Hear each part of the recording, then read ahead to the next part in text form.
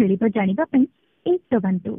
Subhadra form केउठारे आवेदन करिवे जानिबा पई 2 दबाନ୍ତୁ। सुभद्रा योग्यता विषय जानिबा पई 3 दबाନ୍ତୁ।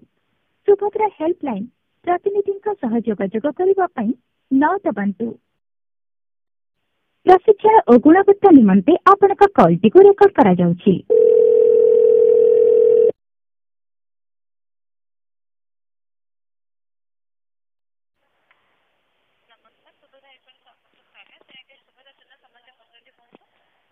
Hello ma'am, good morning ma'am. तो मैम सुभद्रा योजना को लेकिन ओडिशा रे बहुत लोक मान मन रे एबे भी संदेह अछि, तो मु आपन किछि प्रश्न पचारिया पे चाहूछि। मैम कोन जदि सुभद्रा योजना अप्लाई करिया पे हेले कोन जनसेवा केंद्र को किछि पैसा देबा पे पड़ियो ना नाही? आ मैम कोन जदि 21 वर्ष हेई सारिथो जदि जने स्त्री लोक विवाहित न करिथो माने से टंका पाइबे कि पाइबे नहीं? तापर मैम जदि 17 तारिख टंका आसीओ कि जो कहउतले आगरु डिक्लेयर हेतिला सेप्टेम्बर 17 तारिख टंका आसीओ बोली, तो केउ मानकर मैम आसीओ टंका?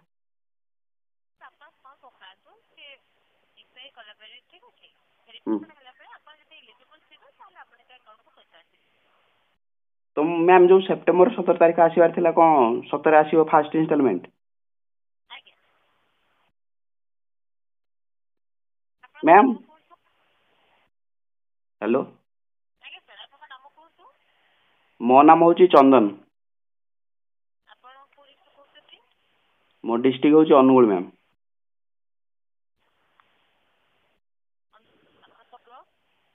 ब्लॉक मैम एबे तो ब्लॉक कहि परिबेनी प्राइवेसी भाई।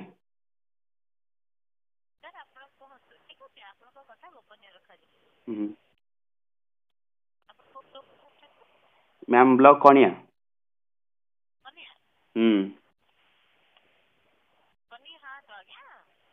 हाँ मैम।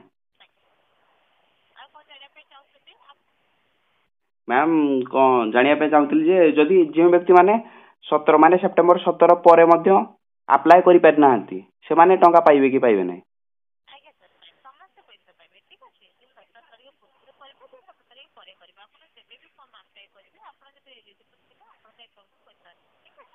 मैम ओडिशा रे बहुत लोक मानकर एबे भी संदेह अछि जे जो से माने अप्लाई रो लास्ट डेट केबे ई सुभद्रा योजना रो अप्लाई लास्ट डेट?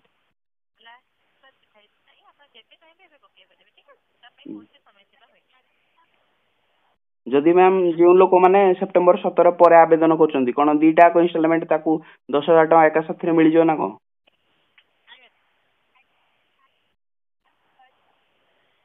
आ मैम बहुत लोक मानकर एबे भी मोर वीडियो रे कंप्लेन आसला मु गुटे जने यूट्यूबर मु सेते वीडियो करची मैम। हेलो, जो सुभद्रा योजना अप्लाई करचंदी किंतु तांकर ईकेवाईसी एबे भी मैम वेरीफाई हेइ नै, तो से मानकर टंका आसीबो नै आपन टे कहि दियंतु।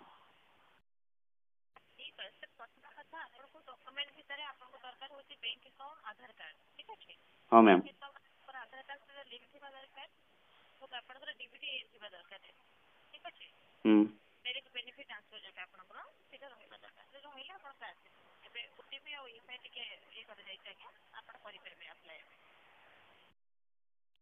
मैम जदि जने लोकंकर बयस 59 वर्ष होता है ताले से व्यक्ति को पैसा मिलियो कि मिलियो नहीं? माने फास्ट गोटे वर्ष मिलिबो माने दीटा इंस्टॉलमेंट मिली जिवो?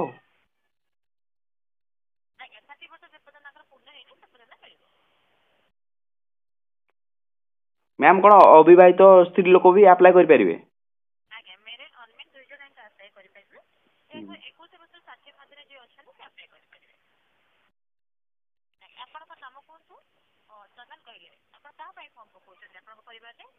मो माँ पाई पकोतली मैम। बहुत संदेह आसला ना ग्राम रे बहुत लोक मानकर एमिति संदेह आसला मु कॉल करिके मु कहली सब डाउट क्लियर कर देबी समस्त मानकर मु कहली कॉल गुटे कस्टमर केयर सहित कॉल करूची सब लोक कहउतले ना मु गुटे कंटेंट क्रिएटर मैम यूट्यूब रे।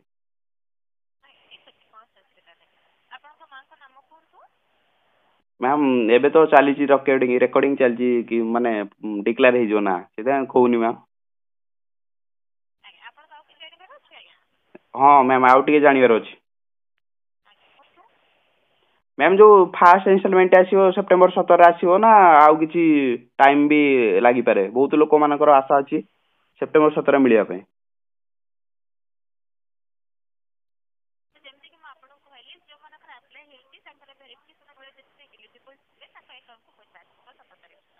ମ୍ୟାମ୍ ଯୋଉ ବହୁତ ଲୋକମାନଙ୍କର ଡାଉଟ ଥିଲା ଯେ ଯଦି ଜନସେବା କେନ୍ଦ୍ରରେ ଆପ୍ଲାଏ କରିସାରିଲା ପରେ ସେ ଫର୍ମ ଟାକୁ କୋଉଠି ନେଇକି ଡିପୋଜିଟ୍ କରିବା ପାଇଁ ବହୁତ ଲୋକ ଏବେ ବି କ୍ୱେଶ୍ଚିନ୍ କରୁଛନ୍ତି ଭିଡିଓରେ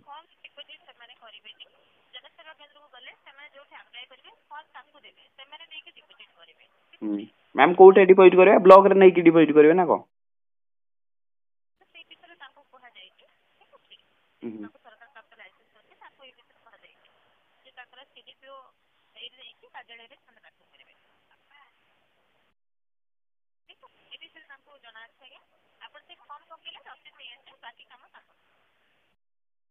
ଆଉ ମ୍ୟାମ୍ ଯୋଉ ସୁଭଦ୍ରା ଯୋଜନା ପାଇଁ ଯଦି ଦି ଜଣ ଲୋକ ମାନେ ଗୋଟେ ପରିବାରରେ ଦି ଜଣ ଆପ୍ଲାଏ କରିପାରିବେ ନାହିଁ ଯଦି ଶାଶୁ ବୋହୂ ଅଛନ୍ତି ମାନେ ତାଙ୍କର ବୟସୀମା ହ୍ୟାଲୋ ମ୍ୟାମ୍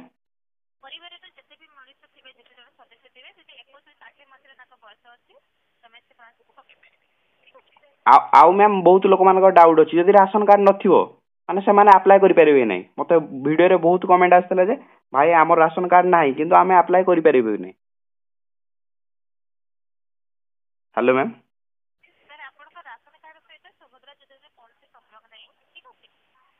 ହଁ ମ୍ୟାମ୍ ତ ମ୍ୟାମ୍ ରାସନ କାର୍ଡ ନଥିଲେ ମଧ୍ୟ ଆପ୍ଲାଏ କରିହେବ ଯଦି ମ୍ୟାମ୍ ଫ୍ୟାମିଲି ଇନକମ୍ ଯଦି ଅଧିକ ହେଇଯାଏ 2.5 ଲାଖ ରୁ ବର୍ଷକୁ ଆନୁଆଲ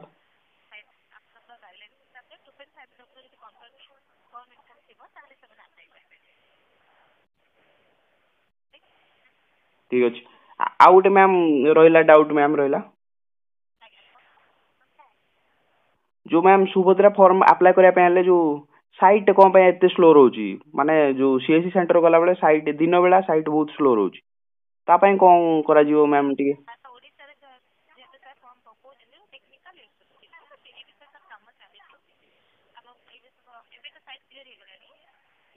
ହଁ ମ୍ୟାମ୍ ଫାଷ୍ଟ ମ୍ୟାମ୍ ବହୁତ ସାଇଟ୍ ଜାମ୍ ଥିଲା ଲୋକମାନେ ରାତି ଟାଇମରେ ହିଁ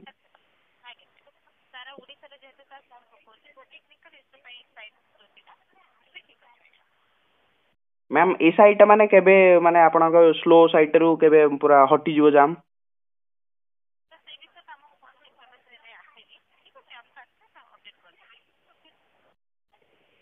ମ୍ୟାମ୍ ସେପ୍ଟେମ୍ବର 17ରେ ଟଙ୍କା ସମସ୍ତଙ୍କ ତ ଆକାଉଣ୍ଟକୁ ଆସିବ ତ ମ୍ୟାମ୍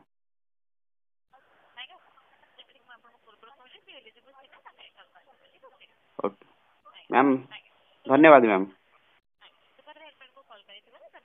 ଥ୍ୟାଙ୍କ ୟୁ ମ୍ୟାମ୍